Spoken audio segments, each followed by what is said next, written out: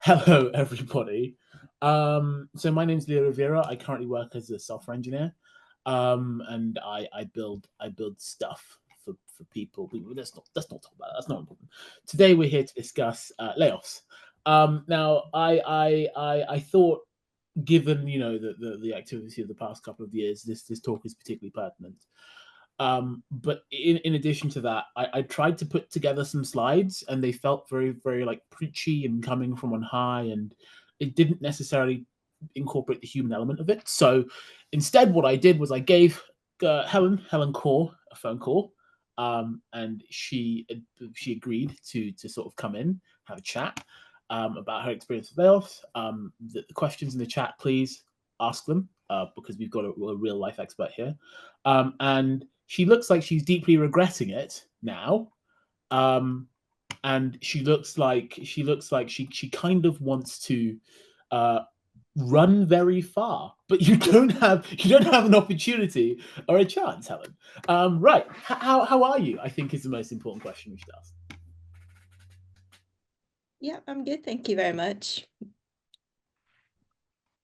And sort of, so if you don't mind me asking, I've sort of roped you into this. But what is sort of your like connection to the code bar community? How do you know code bar? And sort of why should people who are here listen to your particular lived experience? Um, I started off in codebar probably pre-pandemic, and I really enjoyed myself in terms of the coaches that are available to help me out on my projects. And I was considering whether I should actually change my career to tech.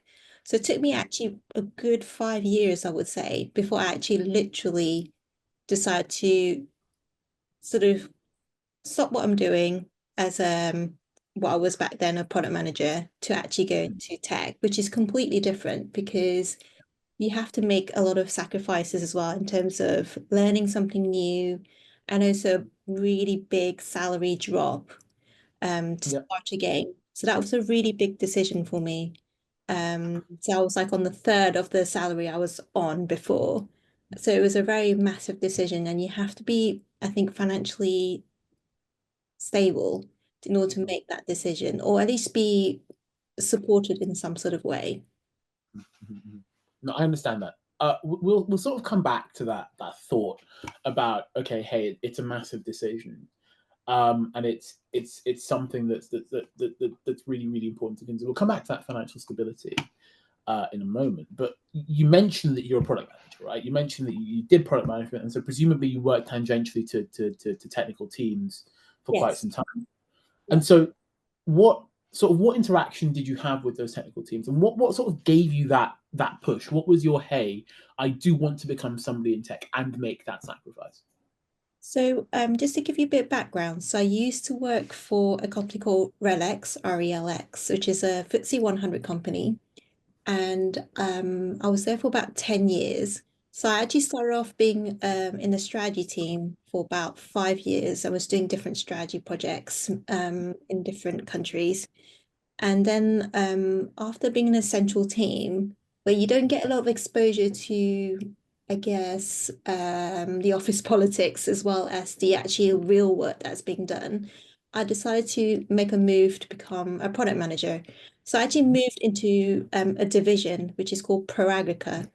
And it's actually aligned to the agriculture industry. So we were Mhm. creating different applications for agriculture, for farmers, particularly is the area I was working in. And whilst I was doing that, I found a lot of challenges with the engineering team because they were based out in Johannesburg in South Africa. So it was a Mhm. third party, and there was no issues around language or, you know, anything related to sort of culture, but it was more around, I think, them not understanding the domain. It's sometimes very difficult to pick up domain knowledge when Mhm. you're not actually a farmer. There's just something particular about it that you'll never Mhm. get your hands on unless you visit a farm or become a farmer. So I think to Mhm. translate business requirements from a farmer's point of view to actually an app is very, very difficult, I would say. And we tried different ways to actually get them to understand the domain, but I think it didn't quite work out. And also there was a lot of bugs in the system. So although the UI worked really well, but actually when you input something inside a input field, it comes up with something unexpected. So we weren't able to get to the bottom of some of the bugs that were appearing. So with all these challenges, I found like myself wondering why is this happening? Because I don't have a technical background. I'm come from a business side. So my understanding of tech is very, very little compared to someone who came from was a software engineer and became a technical product manager. It's very different routes. Mm, So it was during that period where I decided actually maybe I should understand more about the technical mhm, side because then I can advise better in terms of mhm, the technical architecture, how to resolve bugs, uh, anything of that sort. So mhm. during the pandemic, I was actually made. This is the come to point of this talk, which is about redundancies. Yeah. I was made redundant from my role, and I knew it was coming just because I could see it from a the performance of our division. It wasn't performing very well from a financial standpoint, and I knew at some point we might be either divested, so Mhm, or that they'll downsize in order to save on costs. So with this redundancies, I was given, so there's a process that goes through in most companies in the UK. So you will be given notice. So mhm. um, a telltale sign is actually when you get a surprise invitation from your manager and you see there's a HR manager involved in that meeting. And you know Uh-huh. instantly that something isn't quite right and that you probably need to be prepared for it. And it will be a challenging conversation because if it's your first time, it's can be quite daunting. But don't be afraid. I would say just listen to what they have to say, and it will give you some sort of reasoning behind why they're making your role redundant, um, Mhm, and then how the process actually works. mhm, So during this period, you also have a choice to move within the business. So it's not like, mhm, bye, we mhm, don't want you anymore. Um, mhm, within a bigger company, especially when there's more opportunities, you can move within the business. So that's when I started exploring other roles. Um, and I was being interviewed for a role within their headquarters, being a product innovation manager. But I decided at that point I actually don't want to take that anymore because it's not the career path I wanted to follow, and I actually wanted to be a software developer. mhm. Um, I will say, just on your point about hey, seeing a meeting in your calendar and being made redundant and so on and so forth. There is also this concept of redundancy pay, and yes, it's sort of something that's bandied about a bit. I'm not going to ask you what size your package was, but with respect to redundancy pay, I think something really important to remember is you only really get redundancy pay after 2 years of continuous service to an employer, and that's something that's really important to remember. And so, you sort of it can be a very very daunting experience when you're made redundant. Um, you have less than 2 years of service and you are sort of forced to figure it out. You're given your minimum statutory leave, or you're given your minimum statutory amount, which is however much is contractually obliged to your notice period. You may be given payment in lieu of notice, and possibly a little bit more if the employer is feeling generous. But I think that can be a little bit daunting for some. But we'll come on to the money a little bit later. Please go on. I think, and we could discuss about money. It's fine with me. I think you have to be aware of the statutory UK laws regarding redundancies. There will be something around, I forget what it is. I think it could be like a week for every month, sorry, a week for every year that you work or something like that. Yeah. Um, and also on top of that, you have to consider your notice period. So they might pay you off. So if you have a notice period of 3 months, they might just tell you to leave and don't bother. Can you continue to work? So you get that 3 months. And then on top of that, your holidays. So if you have accrued let's say a month's worth of holidays, 25 working days, you'll get that as well, all in the package. But the HR's been very good. They did all the calculations for me. I got a letter officially through my email. I looked through it in terms of the terms and conditions. And at some point you will need to say, okay, this is a time where I don't want to look for any more opportunities within the company. I just want to take the redundancy package. That's it. And with regards to that, there's also around tax savings. So in the UK, um, I actually got this is a while back, but it's tax free for the first 40K. So you don't need to pay any tax. But I believe this has been reduced because my friend recently got made redundant in MasterCard, and she told me it's actually 30K now. So it's tax free up until 30K. Um, and yeah, and it'll go straight to your bank, essentially. Yeah. You do it. So you've mentioned you have the ability to move within the organization, Yes. which during your first layoff you chose not to do, and you chose to take the money. What do you consider when moving within a particular organization versus taking the cash? Because I know that some people think taking the cash is better. Some people think that I'll try and find another job within the organization. What sort of what sort of do you consider? What influences your thought process? Or what influence? There's different factors. Definitely your financial stability. So I was in the climate that we're in, I would advise people not to take redundancy package straight away, but really consider your situation. So if you have a family, have you got dependents? I would really think about that before making that decision. Because you need to support your family, there's day-to-day running of the household. So that's really important. Also, your career, what do you want to achieve in your career? I was already looking for a career change well before I was made redundant.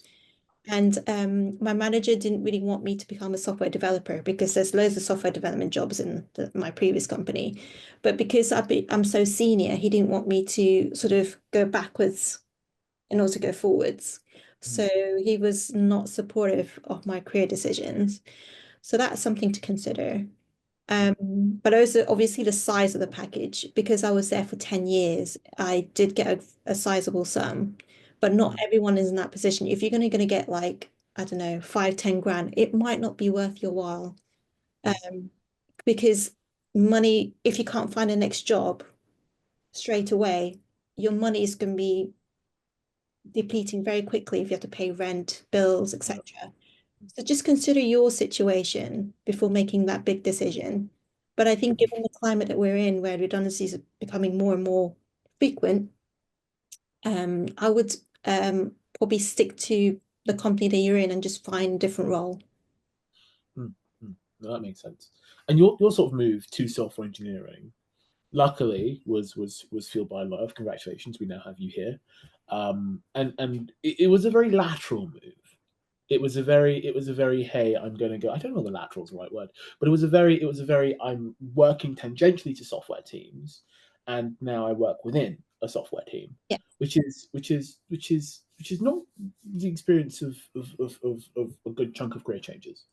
They change often completely from software from a different field to software engineering, and I think generally, what would you say attracts people to software engineering, or people who are not particularly software engineers? What attracts them to software engineering? I think I think it used to be, I'll have to say, and this is my own opinion, but I think software engineering used to be very attractive, maybe a few years ago, where your pay, you can actually get a significant increase in pay in a very short space of time. I'm not sure how attractive it is now, because of this rather saturated market. Um, because I also know that some of the junior people within codebar are struggling to find their first job. Um, but that's I think the pay was one of the attractiveness of going into software engineering. But also I think the diversity in terms of the projects you can get involved in, because you can be developing anything from websites to apps, and there's different coding languages, so there's always something to learn. And I found that quite attractive in my perspective. Uh, Mhm. like I like to specialize in front end engineering, so I'm more of a React developer. Um, Mhm. but that's because I like things to be visual. I tried a back end role and it just didn't work out for me because I just didn't really enjoy it. Um, so yeah, I think that's where we are, I think, with software engineering. I think the layoffs and the redundancies, especially because when you, I think the money is an interesting thing, right? It's not nobody's chasing money for the sake of it. People would like to earn more money such that they can live and have a better quality and a better standard of life. And so with the redundancies in sort of the industry, you often you can often ask, is the plan that I've had for my future working? And I think that's a really interesting thought. Um, what I know you're not an expert, you don't have a crystal ball, but you have sort of been and you've worked with and you've worked tangential to software engineering careers for a very long time. We'll come to your second redundancy. You have had a second redundancy. I've had actually quite I've had three in all. Uh, Three. Oh, oh but God. I'm older than I look, but Yeah. it's many decades. Yeah. We'll come to your second and your third redundancy in due time, Helen. Don't worry. We've got 45 minutes. We've got 45 minutes. You're here a long time, I'll Helen. explain. I think I'll go through all the redundancies I've had in my life Okay, and the go on. process I went through. I think that would be interesting for people. So the I was first gonna I was gonna redundancy, ask a question. I was gonna ask a question about what you've seen that sort of the way that the engineering space has evolved over time. yeah. Sort of what do you think? Do you think it's worth sticking it out in software engineering during this sort of Oh, current right. phase? That's Uh, what I was gonna ask. Now we can talk about your redundancies. I think I think it's up to you. I can't answer that for you. It's really up to you. I think um I can see why people can give up, especially if you're a junior, a potential junior, and you just can't find your first job. I can see why you give up because it's very tough. And some people have found a way and others haven't. So, and sometimes it's just pot luck, really, um, and how you approach your job hunting. But I always strongly encourage doing a lot of networking. So, any sort of tech events, if you can just, like, there's an AWS summit coming up, just Oh go God. there, speak to people, see if they have jobs, show them your LinkedIn profile. Um, I think that's really helpful. And just generally asking your friends whether they want something to be built, whether it's a small photography website or they're even trying to sell their own paintings, just to showcase some work that you can do in reality, because that would help your profile. Because doing a lot of the I won't say fake stuff, but like front end, I think they're front end masters or something. These are not real projects. You want to be able to get real projects so that you can actually solve real problems for others and showcase your skills in that way. Because because otherwise portfolios are all going to look the same because they're getting it from the same resource or the same learning platforms. So trying to do more real life projects, I think, would help you get that edge. Um, and as you progress in your career, I think it's good to actually update your portfolio, which I haven't had a chance to because I'm always busy and I'm always Yeah. doing DIY. Um, but it was definitely just be prepared at any instance because you could be laid off anytime. Um, so even with the current company I work for, Accenture, when I was going through the apprenticeship program or career switching program, there was at one point which I didn't know whether I was going to stay at Accenture because they were laying off people left, right, and center. So I didn't know whether I was going to be made permanent within the company. And eventually, uh, all was good. I went through this very strange fake interview process because I had to tick all the HR boxes, and I actually got a job within Accenture. Um, so um, yeah, I think that's all I can say really. No, that makes sense. So your second layoff experience was your third was with Accenture. Sorry, say that again. Your third layoff experience was with Accenture. Yes. What was the second one? What was the second one? It's with Relax, the Relax. Okay. And then on previous occasions. Mm. So that I used to work for Cadbury's. So if you guys know Cadbury's chocolate, Yeah. um, it's my favorite. I grew up eating Cadbury's and I can't get away from it. Um, so what happened was so you might remember that Kraft Foods, the big Yeah. American company, actually bought Cadbury's, and that created quite a lot of hoo-ha in the market because Cadbury's is seen it's such a British institution. Um, so I was made redundant there, and that was and I didn't work for very long, like less than 2 years. Um, Mm. so I was made redundant there. Again, it's a very similar process. I went through the redundancy process. I actually had one person I really trusted to sit with me throughout the whole redundancy process. So you can actually invite people to meetings. So after Mm. the initial meeting with HR, if you feel uncomfortable and you don't know how, you don't feel comfortable with having HR and your manager involved in these discussions, get someone else, a third party within the company who you trust to sit with you during these conversations. So I picked this finance manager, which I totally trusted. Um, Mhm. He's loads of experience, and I felt just more comfortable instantly because sometimes you Mhm. blank out when you're in like these sort of sessions. You might Mhm. freeze, you might blank out, and you might not capture all the information that you would need to make a decision about your redundancy. Mhm. So best to get someone else, third party, to just Yeah. sit in. Um, and you're entitled to. So it's not like, you do have to be on your own. And then my first ever redundancy was actually with a telecoms company. And it was because they were not performing very well and literally just chopped the company in half. And I wasn't required anymore. They did again offer me a different role, and they Mhm. wanted me to do actually a marketing role. I was like, Oh God. it's not really for me. It's like completely different, and I'm not really a wishy-washy person. So marketing wasn't really my forte. I mean, I tried it out for about 3 months, and I just said afterwards, it's not really for me. And they gave me my redundancy. So they gave me a chance, and they gave me a breathing space. So that was good of them to do that. But that's just really long time ago. This is when I first sort of literally graduated. So I was very young. So it was my first experience of being made redundant. So it can be quite daunting. But I find with all the news I've been reading in the different channels that redundancy is just normal nowadays, I find. And Yeah.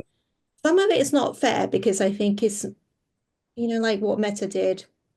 They say it's performance related, but is it really more about cutting costs rather than Yeah, it's being very very blunt. There is sort of like there's a current surge in software engineers, which means that the demand is low, the supply is high. There is reduced cost. A friend of mine recently started at Meta as a software engineer. Oh dear. So yeah, yeah, the strategy is, hire people. If you don't need them, lay them off, and then once you lay them off, you can then lock in that cost saving from the increased supply, the decreased demand, and sort of the decrease in salary. And you get to lock in that cost saving for a good 2 to 5 years, and then you simply get to you get to profit because your cost base decreases. Um, with respect to your non-tech layoffs versus your tech layoffs, you've mentioned how they were very similar. Would you say that they were rather different? Would you say that there was any sort of significant difference between the two? No, to repeat the question, sorry, Leo. So you've mentioned your non-technical layoffs, Yeah. your telecoms company and your Cadbury's, and your technical layoffs, your LX and your Accenture. You've drawn parallels between the two with respect to how they're similar. Would you Oh, say yeah. that there's any differences between the two? Not really. I think it's all Mm. about UK regulations, and there is a process that needs to be followed in any redundancy. So depending on what the current regulations are, it would be accordance to that. So they're Yeah. pretty good. The HR department knows how it works. It's probably routine for them, but not Oh routine God. for you, obviously. So they will go through that very strict process with you to have that discussion. And this is not only about redundancies. If you're going through even grievance processes, so let's say you have a bit of a unfortunate incidents with your manager, there are processes involved um, to raise that grievance and to get that either resolved or um, resolve as in you probably need to move within elsewhere within the company or you might leave the company. It depends on the situation. Um, so again, I had the same friend who was working for Mastercard, and she had quite a tough manager in that her role changed, and her new Hmm. manager wanted her to do things that wasn't accordance to her skill set. Yeah. He was forcing her into a role that she wasn't comfortable with or had the background. And he was trying to, let's say, put through a performance, what do you call it? Like a performance Improvement. Yeah. improvement plan. Yep. Which isn't aligned.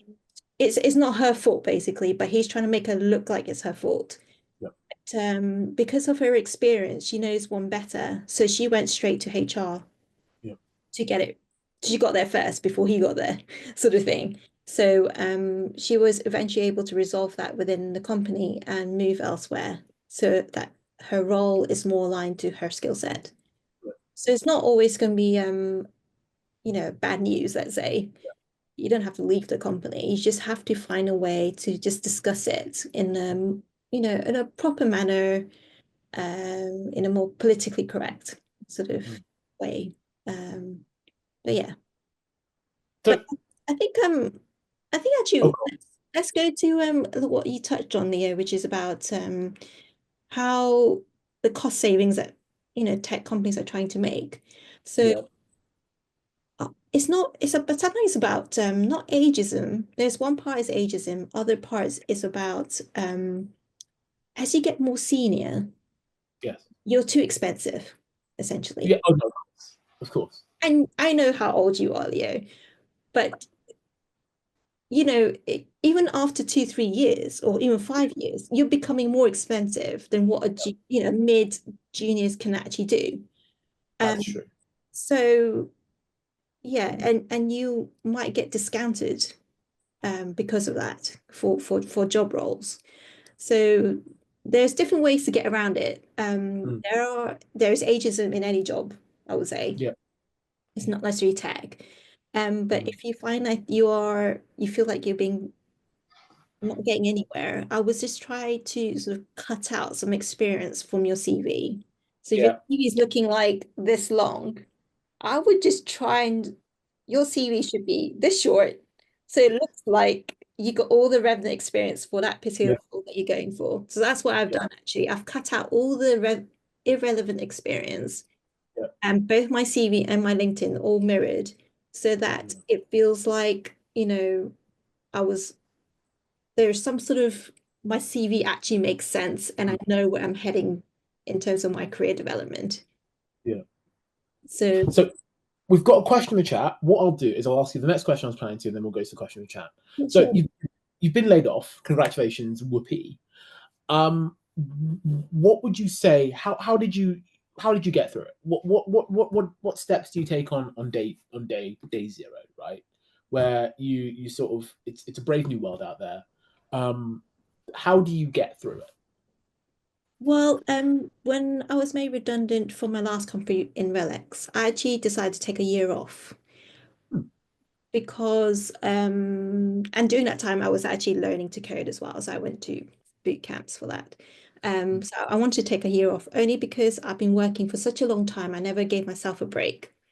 Um, Hmm. and I have been told I'm a bit of a workaholic, even in one of my a bit of a one of my performance what do you call it achievement.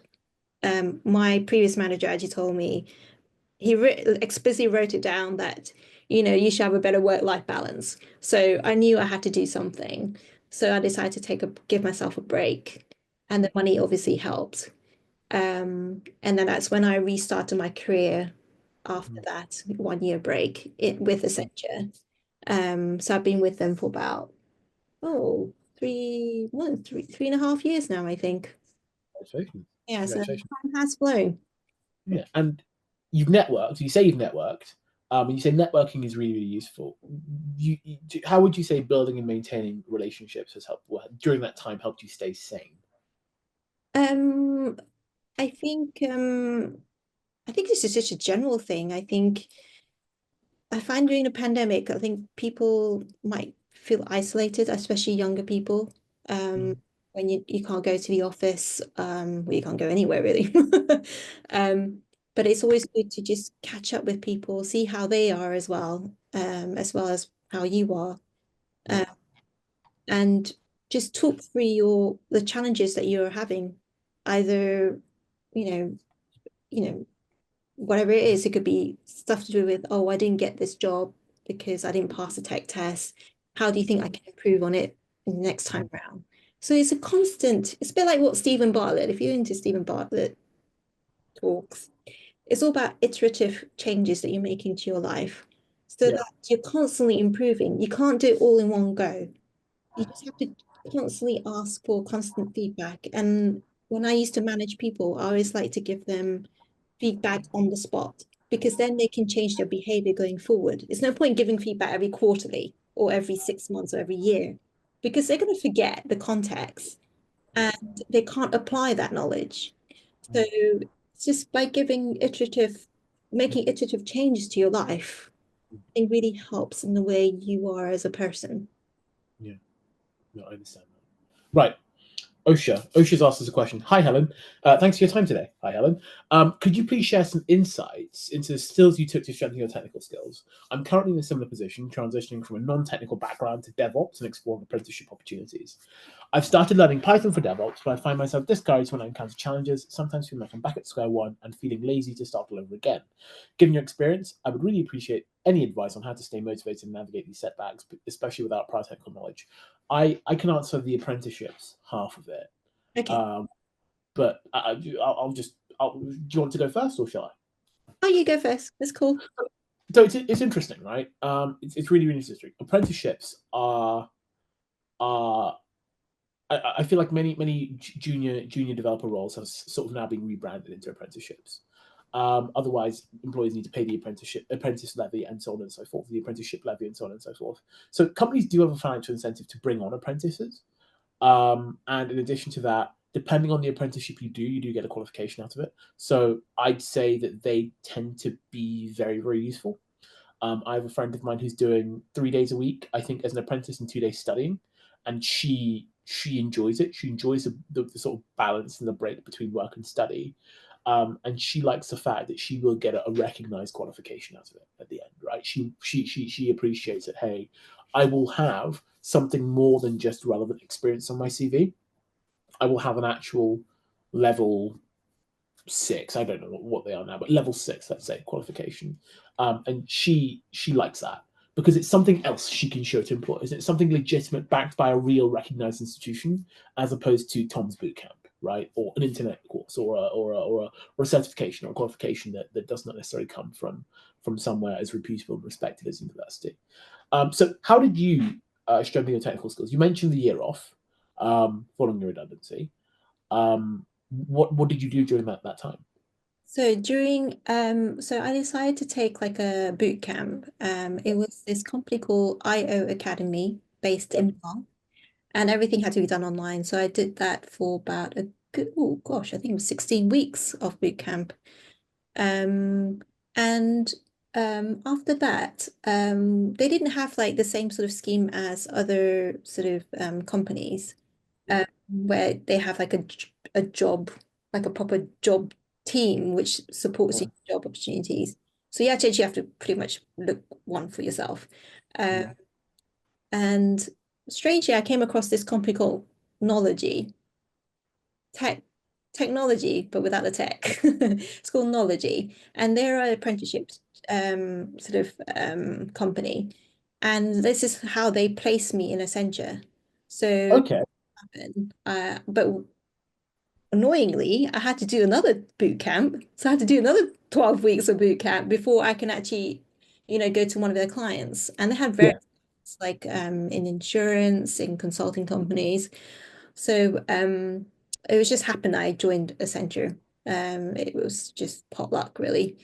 Um, but just to touch on that, sometimes you, you don't know what you're applying for because you're so desperate to get a job. You just Yeah. apply to anything. And that's what I've done. And it's just knowledge just came along. I just looked at it. I thought, sounds interesting. I'll just apply for it. And it just happened that way that I got into Accenture. Um, but just for anyone who's sort of young in this talk, Accenture does have an apprenticeship scheme, and I think it's brilliant because you're getting paid for 3 years, Mm, starting at 24K, which I think is brilliant in London. Um, and you get placements within Accenture. So you're away at university to gain that sort of computing qualification or degree, and you're getting paid 24K regardless. So mm, yeah, and I was managing two apprentices in my last project, mm. and I could see the real benefits it has for them because it's so expensive to live in London.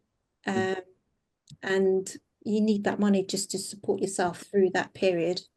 Um, because for most people, just probably just go to rent and just like food. No, I get that. So, with respect to your apprenticeship scheme, you do is it was it a degree apprenticeship? Do you have a qualification at the end of that? Yes. Yeah, you get a degree at the end of it. Do you mind me asking what your degree is in? Okay, so my degree is actually in business. So when I was at Your a degree is in business. my No, I undergrad mean was. your degree apprenticeship degree. Oh no, it's just oh no, oh in terms of my boot camp, the apprenticeship, no, we didn't get it for 12 Okay, weeks. We're not okay, going to get okay. anything. You didn't right. So Okay, you get a okay, job. no, I get it. Okay, I get it now. So obviously there's a traditional apprenticeship and degree apprenticeship pathway, which is what I was discussing earlier. Yes. You were talking about, and sorry, you said you said you were doing it. I misunderstand. I misunderstand. So I think Osha's question is getting at um, you are learning stuff, and you are in this case they're learning Python for DevOps, and technology is hard. Nobody said it would be easy, but technology is hard, and you do face setbacks, and you do encounter challenges, and you do feel like you're going back to square one, and you feel like you're going around in circles. And I'm sure you felt like that as well, especially during your transition from a project manager into technology. So how do you remain motivated? How did you stay motivated and cope with those setbacks? And um, given the fact that you didn't have in-depth technical knowledge, how did that work for you? CodeBar has been really brilliant for me. I actually I'm sort of both now a student and a coach. So it's really supported me because you have people who are in similar circumstances around you and they understand what you're going through and the decisions that you have to make for your future. So I found talking to different people, like, like it actually officially with any co-bar event, mostly the workshops, it starts at 7 and it lasts until 9, where you're coding with your coach. But actually that half an hour beforehand, where you're just having your pizzas and your drinks, that's the period where you try to come in early and just talk to people. What are you up to? Are you a coach or a student? Where are you in your life? And your coding challenges. Just find out what's happening on the ground. And even by speaking to coaches, you might find a job through them. And I've heard that's happened. So yeah, I Mm, think mm, that even that half an hour is really useful, I found. mhm. And also No, obviously talking to the Theo.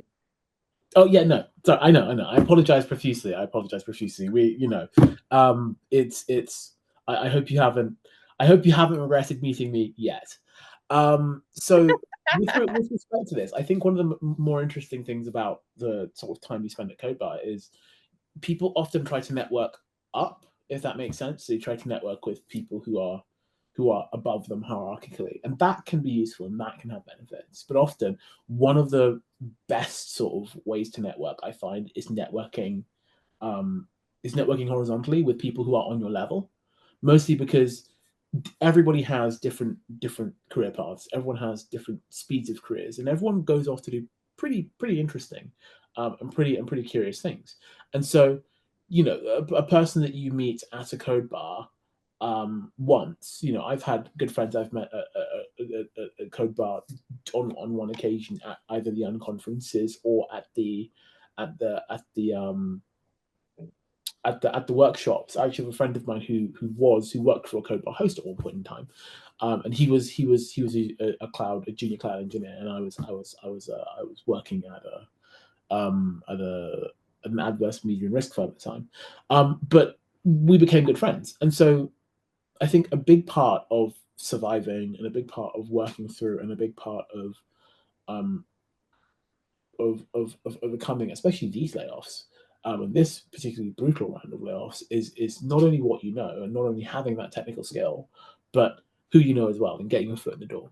Because the problem you have is you are uniquely skilled and you are uniquely qualified, but on paper there are hundreds of other applicants who are Yes. just like you, and it's very very depressing to think about because there are hundreds of applications for any single job, um, and it's genuinely daunting to think about.